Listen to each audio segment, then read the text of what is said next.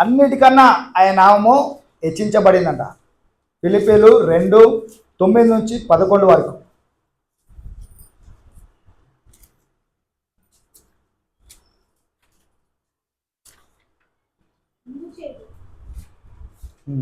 చదవండి. అందుచేతను పరలోకమందున్న వారిలో గాని భూమి మీద ఉన్న వారిలో గాని భూమి కింద ఉన్న వారిలో గాని ప్రతి వారి మోకాలు యేసు నామములో మొంగునట్లు ప్రతి వారి నాలుకయు తండ్రి అయిన దేవుని మహిమార్థమై యేసుక్రీస్తు ప్రభువని ఒప్పుకొనున్నట్లును దేవుడు ఆయనను అధికంగా హెచ్చించి ప్రతి నామమునకు పైనామంగా ఆయనను అనుగ్రహించాడు. 11 వరకు.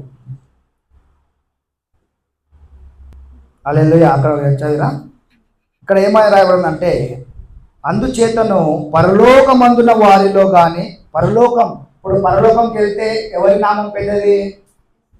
యేసు నామం. హల్లెలూయా. భూమి కిందికి వచ్చినప్పుడు భూమి మీద ఉన్న వారిలో కానీ, ఇక్కడ భూమి మీద కూడా ఎవరి నామము? హెచ్చయ నామము. భూమి క్రింద ఏముంటుంది? పాతాళము, నరకము. నరకంలో పోయి అడిగితే ఎవరి నామం పెద్దది? యేసు నామం. భూమి క్రింద ఉన్న వారిలో కానీ ప్రతి వాని మోకాలును యేసు నామున వంగునట్లును ప్రతి వాని నాలుకయు తండ్రి అయిన దేవుని మహిమార్థమై యేసుక్రీస్తు ప్రభు అని ఒప్పుకొనున్నట్లును దేవుడు ఆయనను అధికముగా హెచ్చించి. హల్లెలూయా. అంటే అధికముగా అన్ని నామముల కన్నా పైనామంగా ఆయన నామమును చేసినాడంట. దయ్యములు కూడా ఆయన నామమునకు వణుకుతాయంట. హల్లెలూయా.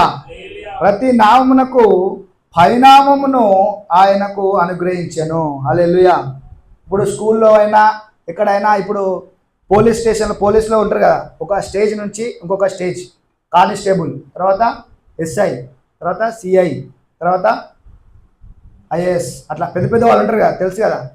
అట్లా అంటే దేవుడు అన్ని నామముల కన్నా పైనామముగా దేవుడు చేశాడంట. హల్లెలూయా.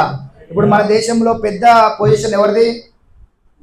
సీఎం రాష్ట్రానికి, మరి మన దేశానికి పిఎం, ప్రైమ్ మినిస్టర్ ఏ విధంగా పెద్దనో దేశానికి, ఆ విధంగా భూమికి, ఆకాశానికి, నరకానికి, అన్నిటికీ ఎవరి నామం పెద్దదట?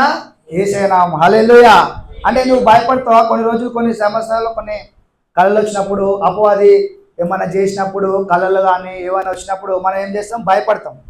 అంటే నీకు తెలిసి ఉండాలి, అపవాది కన్నా కూడా పెద్ద నామం ఎవరిది? యేసయ్య నామం. హల్లెలూయా. అంటే ఆ సమస్య కన్నా పెద్ద నామం